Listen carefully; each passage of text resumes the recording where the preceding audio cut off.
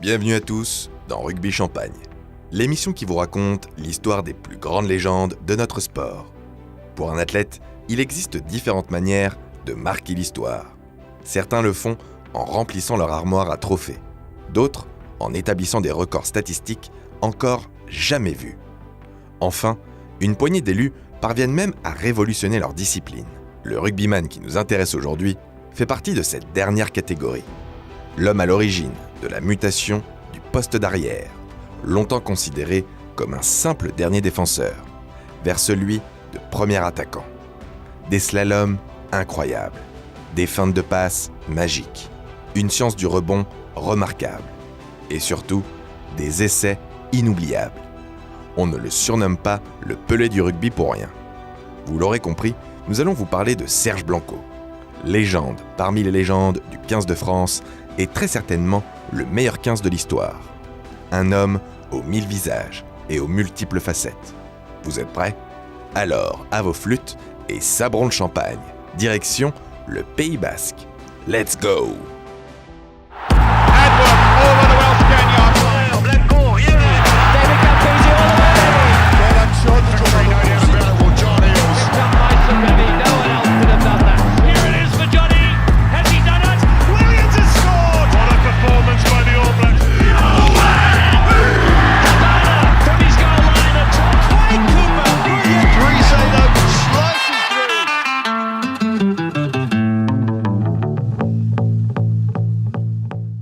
L'histoire du plus grand rugbyman français commence au Venezuela, de l'autre côté de l'océan Atlantique.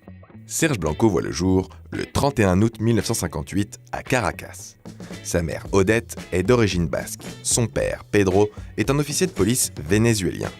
C'est suite au décès brutal de ce dernier que la famille vient s'installer à Biarritz. Serge n'a alors que 2 ans. À cette époque, les Blanco ne roulent pas sur l'or. Odette doit enchaîner les petits boulots pour subvenir aux besoins de son fils. Un coup garde-barrière, un autre vendeuse d'abat-jour. C'est chez les curés que Serge fera son éducation, au collège catholique de l'Immaculée Conception. Là-bas, il fait la connaissance de l'abbé Fourgues, un homme d'une grande importance dans la construction de l'homme que l'on connaît tous. Élève dissipé et rieur, il n'excelle qu'en gymnastique. Et déjà, le talent est bel et bien présent. Il était déjà très doué, cette force physique, en même temps avec cette grâce. Vous voyez, on aurait dit que ça coulait tout seul. Ses prouesses physiques ne tardent pas à attiser les convoitises. Le Football Club de Nantes lui offre ainsi l'occasion d'intégrer son centre de formation. Tout frais payé, mais Serge refuse. Trop loin de sa famille, de ses copains et surtout de son Pays Basque adoré. Déjà à l'époque, Serge Blanco a sa région chevillée au corps. Finalement, comme beaucoup de jeunes du coin, il choisit le rugby et intègre le Biarritz Olympique, le début d'une longue histoire d'amour. Surdoué, Serge éclabousse les catégories de jeunes de son talent et intègre rapidement l'équipe première. Le tout sans trop s'entraîner. À 17 ans, Blanco partage sa vie entre les terrains de rugby, les parties de pelote basque avec les copains et l'usine. Et oui, au milieu des années 70, le rugby demeure encore un sport amateur, encore loin du professionnalisme. C'est donc dans les fabriques du groupe Dassault qu'il gagne ses premiers francs en décapant des carlingues d'avion. Serge aime cet esprit ouvrier, le goût de l'effort et du collectif. Il parle d'ailleurs de cette période comme de ses plus belles années. Ses performances avec le BO lui ouvrent rapidement les portes du 15 de France, son autre grand amour. Comme à son habitude, Blanco grille les étapes. Il effectue sa première sélection le 8 novembre 1980 à l'occasion d'une tournée en Afrique du Sud. Mustapha, à l'arrière, Blanco. Un match qui bouleverse sa vie à jamais. Encore sous le régime ségrégationniste de l'apartheid, l'Afrique du Sud, même si elle compte dans ses rangs certains des meilleurs joueurs du monde, est à cette époque exclue de toute compétition internationale. Les Springboks sont une équipe rugueuse et physique, que certains n'hésitent pas à qualifier de bouchée. Et ce n'est pas Jean-Pierre Rive, sa chevelure blonde immaculée de sang, qui dira le contraire. Blanco avoue même que de toute sa carrière internationale, c'est la seule équipe qui l'a jamais impressionné. Dominés physiquement par des Springboks ultra conquérants, les jeunes tricolores ne font pas le poids. Seul joueur de couleur sur la pelouse, Blanco est pris à partie par le public. Lors d'une pénalité, des spectateurs lui jettent même des oranges en l'invectivant d'insultes racistes. À un moment donné, il y a une pénalité, on me jette des oranges, alors qu'est-ce que j'ai fait? J'ai ramassé l'orange, je l'ai pelé, je l'ai mangé. Le blanc qui m'avait lancé l'orange disait « Toi, t'es un pauvre noir, tu mérites même pas d'être ici. » Et on le sait bien, dans ces moments-là, la meilleure des réponses se fait sur le terrain. Sur un dégagement des Sudaf, il récupère le ballon et transperce la défense sud-africaine d'une incroyable chevauchée à l'origine du seul essai tricolore du match. Une action qui deviendra sa marque de fabrique. Le monde vient de faire la connaissance de l'un des joueurs les plus spectaculaires de l'histoire. Au coup de sifflet final, la défaite est lourde, 37-15, mais l'essentiel est ailleurs. Avant ça, malgré le fait qu'il ait toujours évolué dans un environnement majoritairement blanc, Serge n'avait jamais vraiment été confronté au racisme. Il avait bien essuyé quelques moqueries à l'école, qu'il n'hésitait pas à faire taire à grands coups de poing. Mais rien d'aussi violent. Déjà, à l'annonce de sa sélection, Blanco avait des doutes. Était-il là en raison de la couleur de sa peau ou de son niveau de jeu? L'histoire se chargera d'y répondre, évidemment. Révolté par ce qu'il a vu dans les ghettos noirs, il refuse dès lors de jouer contre l'Afrique du Sud tant que régnera le régime de l'apartheid. À 22 ans à peine, Serge Blanco devient un symbole de résistance. Au début des années 80, le 15 de France, équipe émergente sur la scène internationale, est en pleine période de transition entre une génération déjà bien en place, incarnée notamment par Jean-Pierre Rive, Roland Bertrand et Robert Papa-Ramborde, et celle de jeunes espoirs ultra talentueux à l'image de Laurent Pardo et surtout de Serge Blanco. Le Biarrot se fait une place de choix dans l'effectif. Titulaire pour le match d'ouverture du tournoi des 5 Nations 1981 face à l'Écosse, il marque au bout de 9 minutes de jeu seulement sur une passe de son ami et complice de toujours, Laurent Pardo. Une victoire, puis une autre, et encore une. Au bout du compte, déjouant tous les pronostics, les hommes de Jacques Fouroux réalisent le Grand Chelem, le 3e seulement de l'histoire du rugby tricolore. Première participation au tournoi pour Serge Blanco et première victoire. C'est loin d'être la dernière.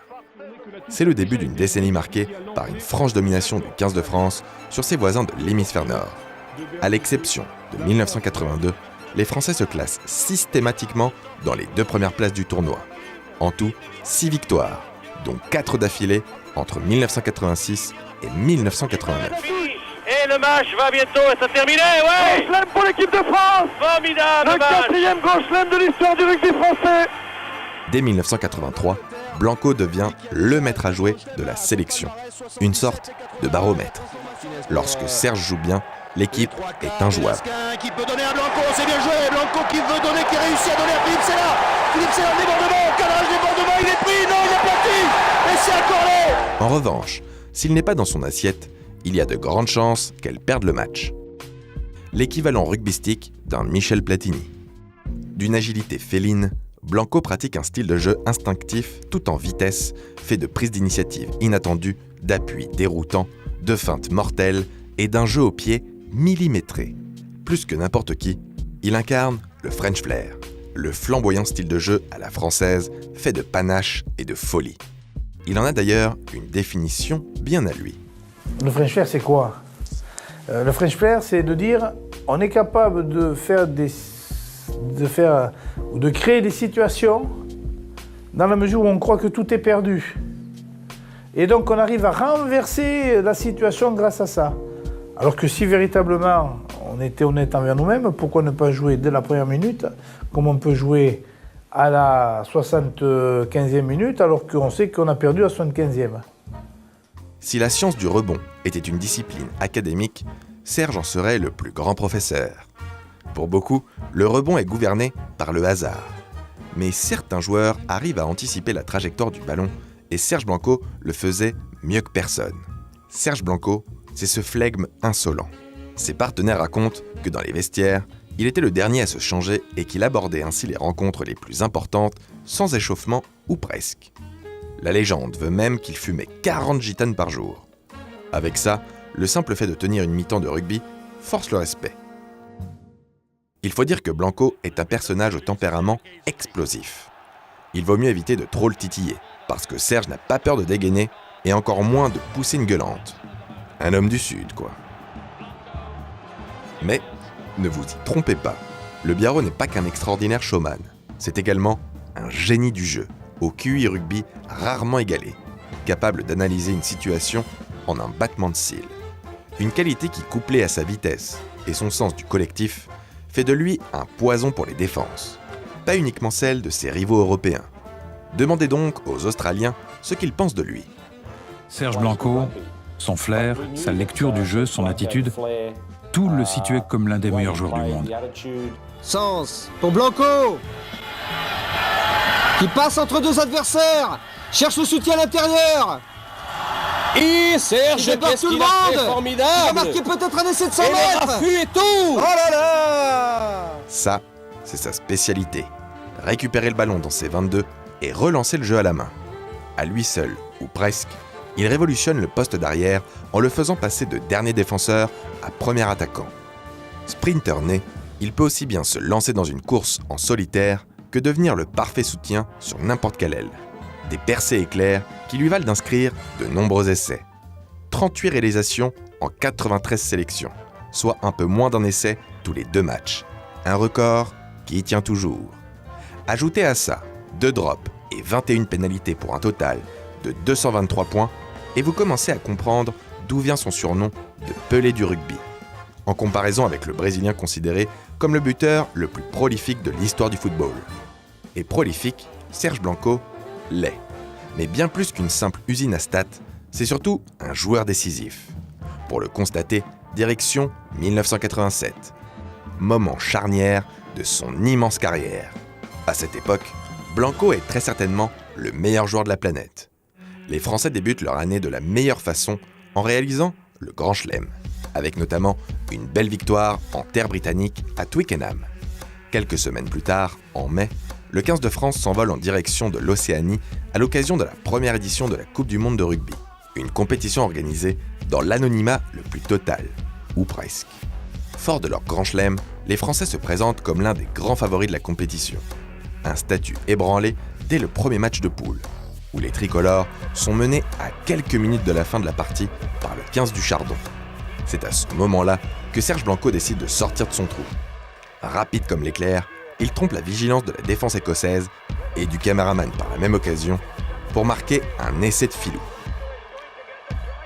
Finalement, la rencontre s'achève sur un nul, rattrapé dans la foulée par 2 écrasantes victoires face à la Roumanie et au Zimbabwe. Qualifiés pour les quarts de finale, les Français ne rencontrent pas de grosses difficultés face aux îles Fidji, mais tout se corse en demi-finale. Blanco et les siens sont confrontés aux redoutables Wallabies, l'une des seules nations capables de tenir plus ou moins tête aux incontournables All Blacks.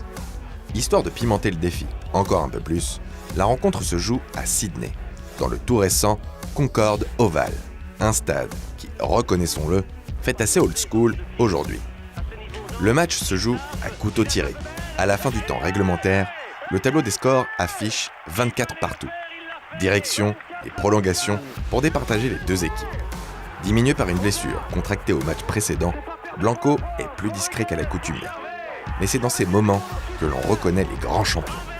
Sur ce qui ressemble plus à un champ de bataille qu'à un terrain de rugby, l'arrière fait parler toute sa classe en étant à la conclusion d'une action aussi longue que peu académique.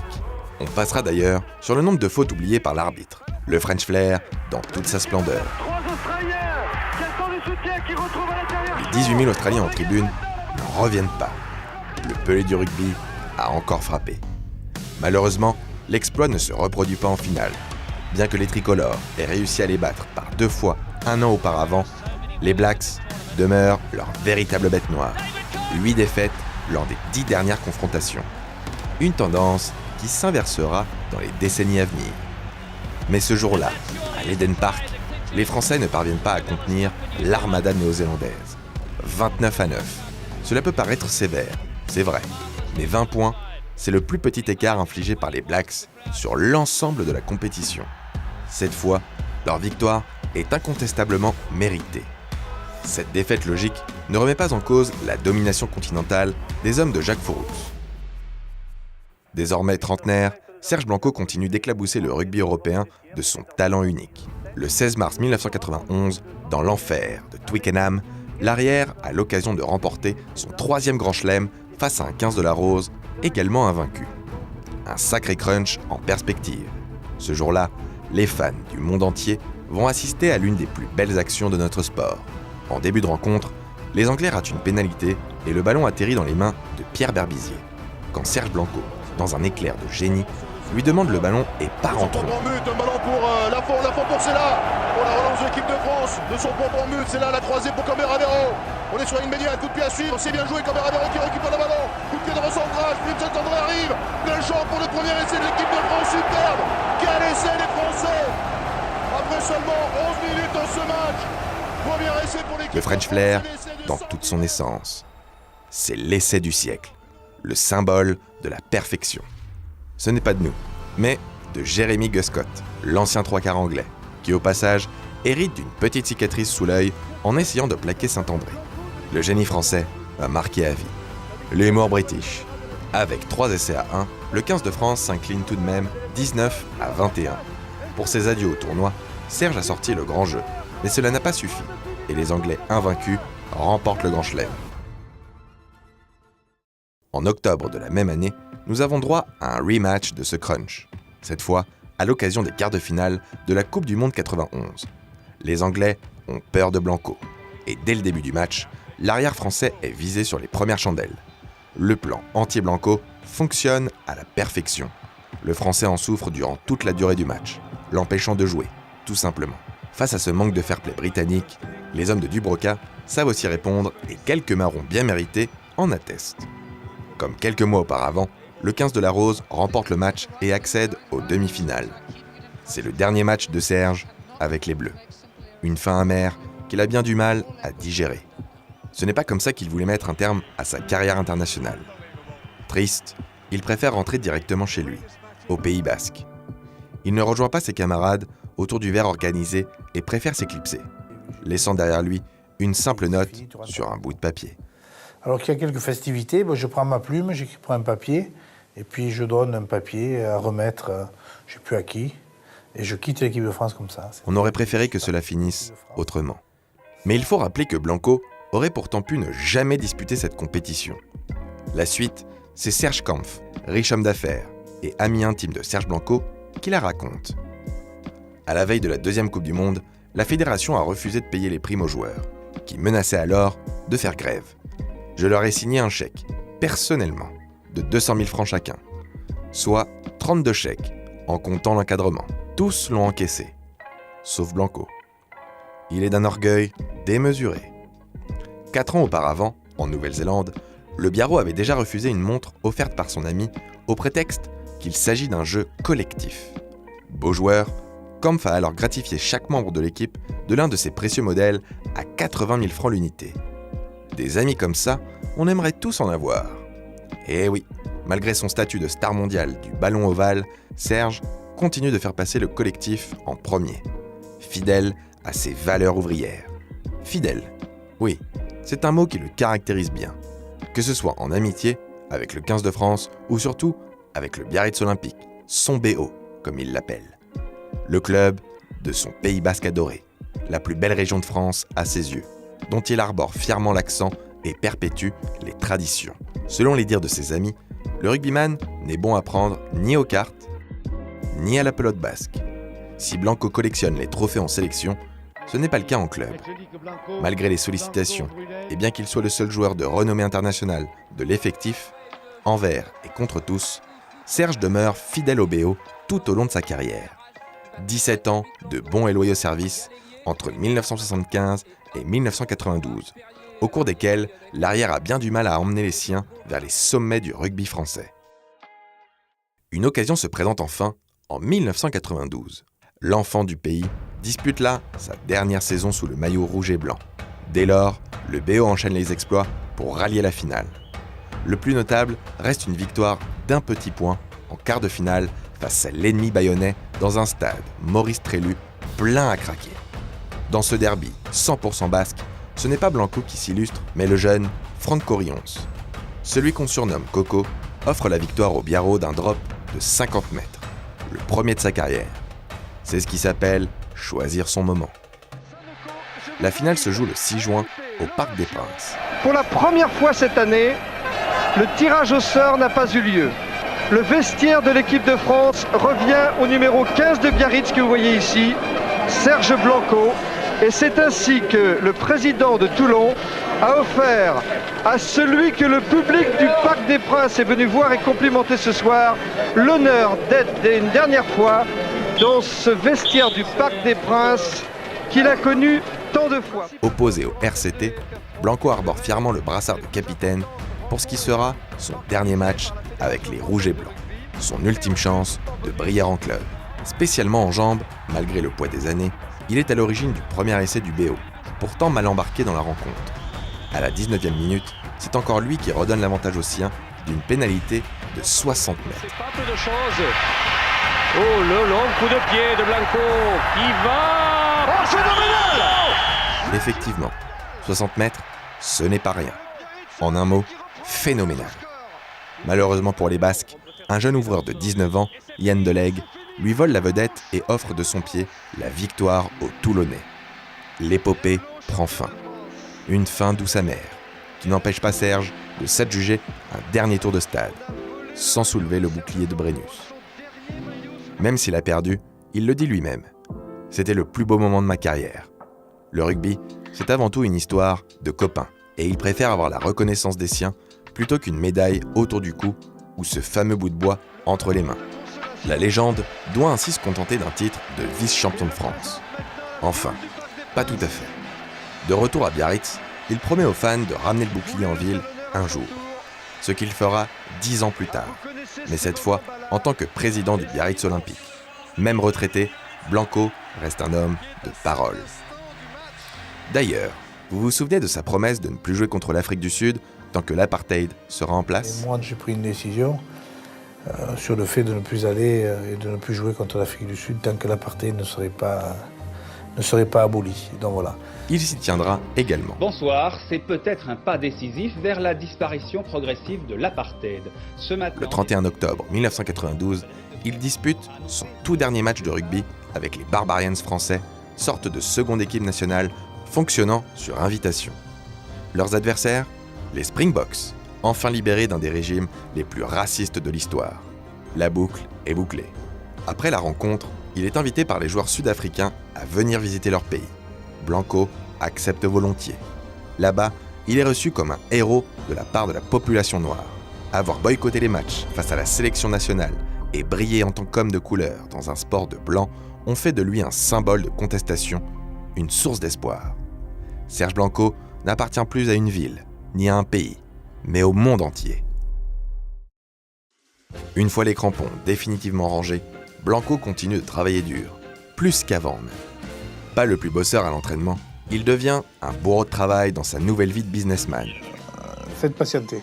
Pour tout dire, sa reconversion est assurée avant sa retraite sportive. En 1991, avec l'aide de Michel Clus, le kinésithérapeute du BO, et grâce au soutien financier de son ami Serge Kampf, il décide de se lancer dans un projet fou, ouvrir un centre de thalassothérapie. À cette époque, la thalassothérapie n'est pas encore un loisir ancré dans la culture populaire. Ils sont peu à croire au projet, et si la première année se montre particulièrement périlleuse, les suivantes sont auréolées de succès. Il en profite également pour sortir une marque de prêt-à-porter haut de gamme à son nom. Petit à petit, l'Empire Blanco prend forme. Hôtel-restaurant de luxe et château. Une success story à la française, ou plutôt à la basque, jusqu'à ce qu'en janvier 2020, le tribunal de commerce de Bayonne prononce la liquidation judiciaire de plusieurs de ses biens. Même retraité, Blanco n'est jamais loin des terrains. Par 2 fois, il occupe la présidence du Biarritz Olympique. En 1998, il est même à l'origine de la création de la Ligue nationale de rugby, la LNR, une association qui a pour but de professionnaliser le rugby en France, et dont il sera le premier président. Après avoir mis son sport sous le feu des projecteurs grâce à son jeu spectaculaire, il s'occupe de le structurer. À ce niveau, on peut parler de père du professionnalisme français. Sous ses mandats de 1998 à 2008, le rugby français connaît un incroyable essor, autant sur le plan sportif que financier. Aspirant aujourd'hui à une vie un peu plus calme, le Pelé du rugby entraîne les équipes de jeunes du BO avec pour priorité de transmettre son amour du jeu et surtout les valeurs collectives qui lui tiennent tant à cœur. Vous pouvez être fier de tout ce que vous avez fait. Moi en tout cas, en tant que Biarro, et Dieu sait si j'aime le BO, mais je peux vous dire que je suis fier de vous. Je suis très fier de vous les gars. Amusez-vous, soyez contents et repartez au Bayern. Il faut travailler. Lorsqu'on demande aux fans français de nommer les 3 rugbymen les plus spectaculaires de l'histoire, leur réponse est unanime. Blanco, Blanco et Blanco. Un vrai plébiscite. D'abord joueur, puis dirigeant, Serge Blanco est l'icône du rugby français. Celui qui l'a fait connaître et surtout reconnaître à l'international, et qui a géré sa transition du monde amateur vers le professionnalisme. Un homme aux 1000 visages, plein de paradoxes, à la fois ancré dans un territoire et citoyen du monde, joueur un peu nonchalant et businessman acharné, aimant le luxe tout en revendiquant son côté ouvrier, humble dans la vie, mais pouvant faire preuve d'un ego démesuré. Le grand Serge est un personnage complexe, insaisissable, fait de réussites incroyables, mais aussi d'échecs cuisants. Finalement, une personne profondément humaine. Le numéro 15 dans le dos, personne ne l'aura jamais aussi bien porté. Figure emblématique à son poste, il continue d'inspirer des générations d'arrière rêvant de lui ressembler. Que ce soit Christian Cullen, Clément Poitrenaud ou Jason Robinson, tous le disent haut et fort. Leur idole, c'est lui. Serge Blanco reste un cas à part. Son jeu aux formes inimitables, ses trajectoires loufoques et son instinct génial ont fait sa légende. Il y a eu un avant et un après Serge Blanco. Et pour tout ça, Serge, nous te remercions. Escarmila, comme on dit chez toi, au Pays Basque.